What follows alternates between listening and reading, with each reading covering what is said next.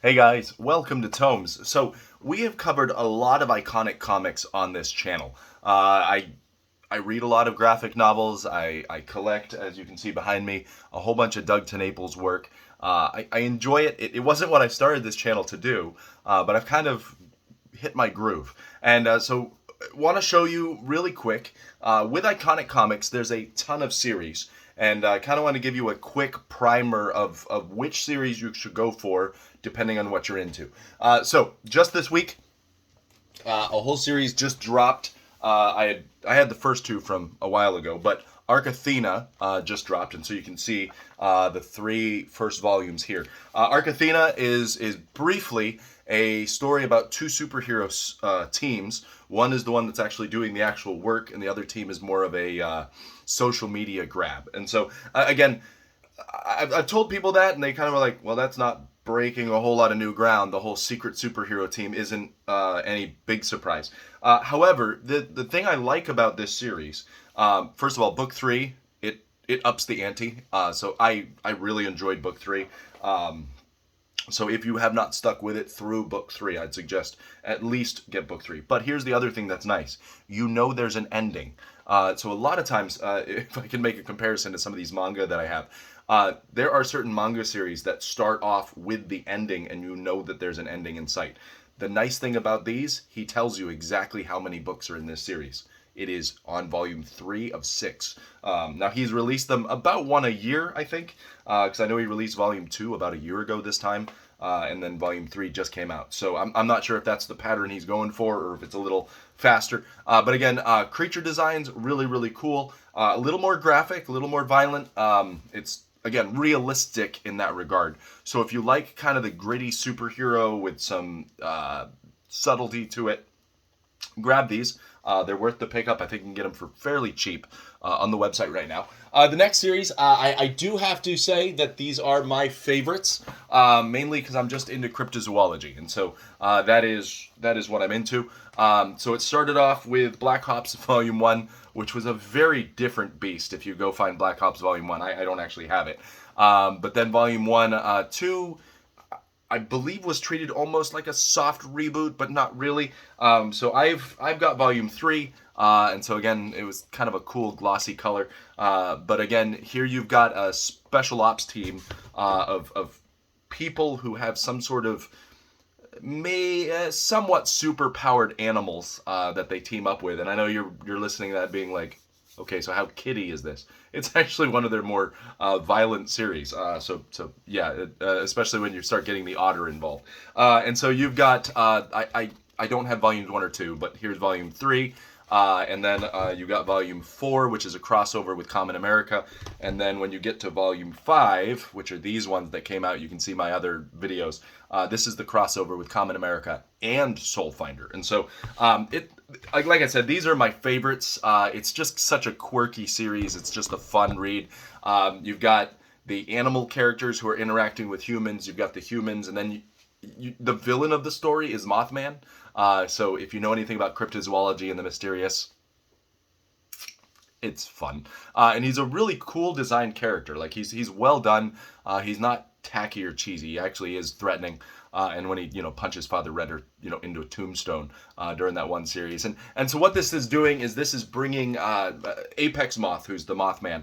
He is trying throughout the various books of the series to get various artifacts of these cryptid nature, and so he gets this shapeshifter, and he's I don't want to spoil the series, but he's getting various powers from these various cryptids, and we don't quite know what he's doing with them yet. And so there's that series. Again, there's a lot of crossover with Black Ops. In fact, this I think was the last, and that one may have actually been somewhat of a crossover anyway. And so even yeah.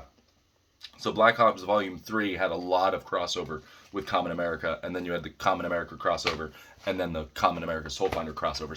So Black Ops, I believe they're doing another one that's going to cross over with Punchline, and so Black Ops is kind of their crossover team. So if you want to get in on that, it's kind of a nice space filler. The next series is kind of their bread and butter series. So if you are not familiar with iconic you probably have seen this. This is Kamen America.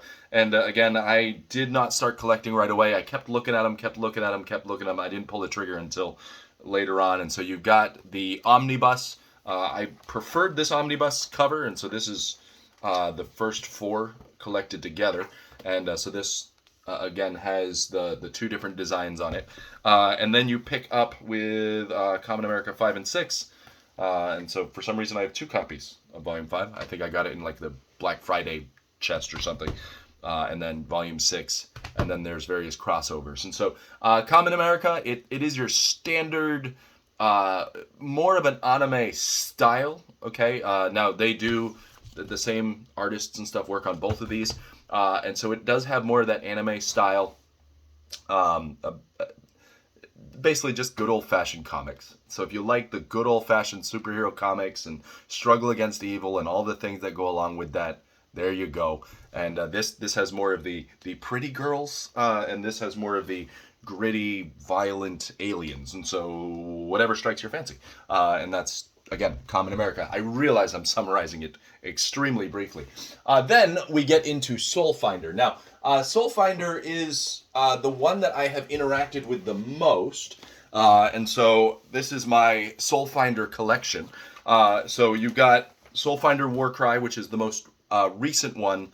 It's a short story that Douglas Ernst put out. And so, again, really, really cool. And so you've got that. But you would start off, if you wanted to read Soulfinder, you were going to start off, I've got to go all the way to the bottom of my pile, with Demon's Match. As far as I know, it's not out in hardcover yet, but Soulfinder is more of the spiritual battle side of things. And so you've got a Catholic priest, Father Redder, who is battling a demon named Blackfire, and the demon pops up in various ways throughout the series. And so this one is the first one, obviously.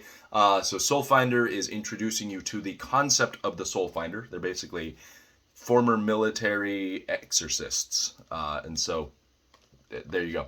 Now it is billed as a horror, so there is going to be more that type of thing in it. I didn't find anything too terribly horrible, but some people might. I know people were offended about various things because people get offended about all sorts of things. And so again, that's Soulfinder Volume 1. The next one is Black Tide. And so here's Black Tide in 2 different covers. And I have a 3rd cover here somewhere because I'm one of those guys. And Black Tide, again, very, very nicely done books. They are just really well done. I'll say that about Iconic. And I know each author is individual and they do their own thing, but they do a really good job with their books. Especially the hardcovers are just gorgeous.